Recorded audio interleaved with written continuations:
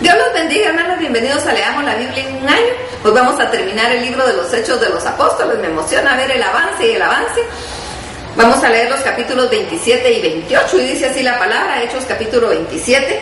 Cuando se decidió que habíamos de navegar para Italia, entregaron a Pablo y a algunos otros presos a un centurión llamado Julio de la compañía Augusta, y embarcándonos en una nave adramienta que iba a tocar los puertos de Asia, zarpamos, estando con nosotros Aristarco, macedonio de Tesalónica.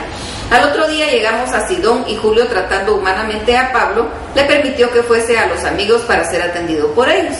Y haciéndonos a la vela desde ahí, navegamos a Sotavento, a de Chipre, porque los vientos eran contrarios.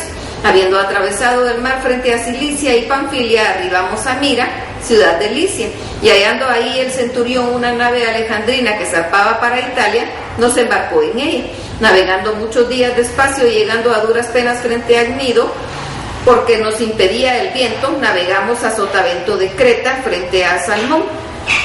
Y costeándola con dificultad llegamos a un lugar que se llama Buenos Puertos, cerca del cual está la ciudad de Lasea. Y habiendo pasado mucho tiempo y siendo ya peligrosa la navegación por haber pasado ya el ayuno, Pablo les amonestaba, diciéndoles: varones, veo que la navegación va a ser con perjuicio y mucha pérdida, no solo del cargamento de la nave, sino también de nuestras personas. Pero el centurión daba más crédito al piloto y al patrón de la nave que a lo que Pablo decía, y siendo incómodo el puerto para invernar, la mayoría acordó zarpar también de ahí, por si pudiesen arribar a Fenice, puerto de Creta que mira al noreste y sudeste, e hibernar ahí. Y soplando una brisa del sur, pareciéndoles que ya tenían lo que deseaban, levantaron las anclas e iban costeando Creta, pero no mucho después dio contra la nave un viento huracanado llamado Euroclidón, y siendo arrebatada la nave y no pudiendo poner proa al viento, nos abandonamos a él y nos dejamos llevar.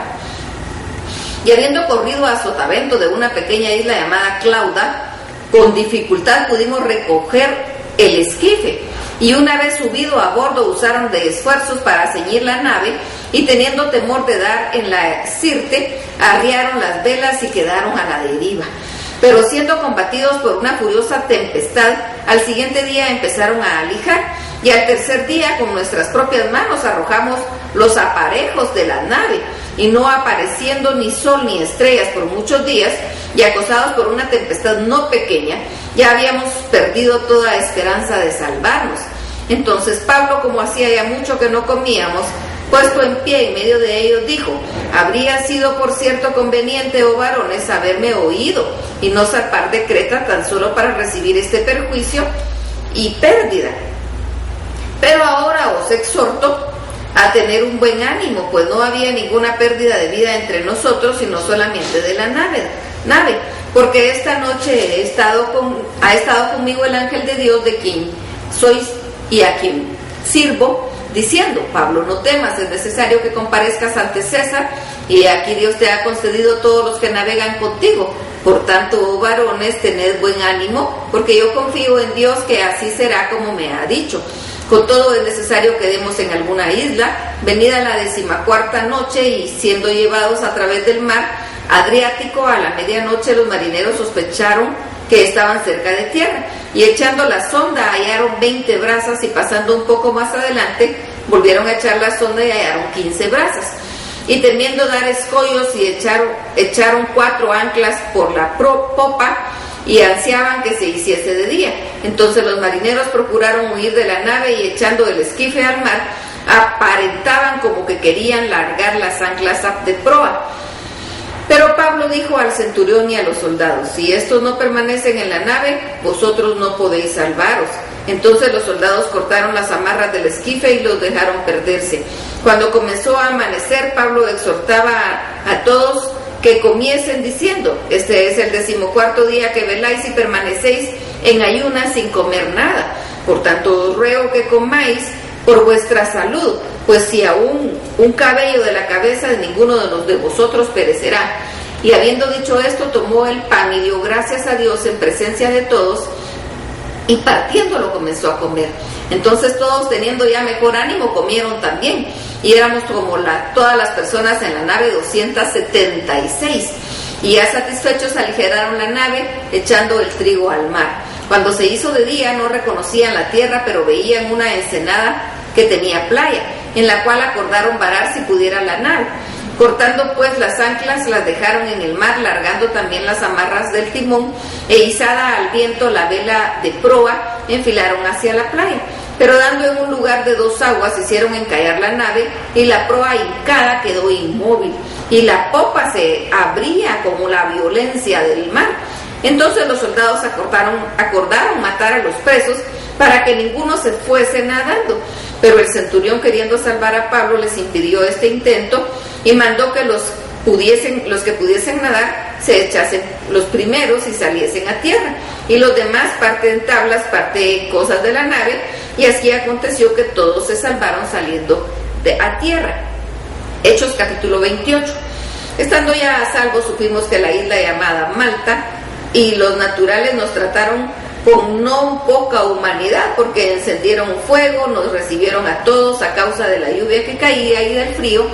Entonces, habiendo recogido Pablo algunas ramas secas, las echó al fuego, y una víbora, huyendo del calor, se le prendió de la mano. Cuando los naturales vieron la víbora colgando de su mano, se decían unos a otros: ciertamente este hombre es homicida, a quien escapando del mar la justicia no deja vivir.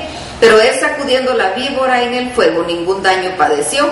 Ellos estaban esperando que él se hinchase o cayese muerto de repente.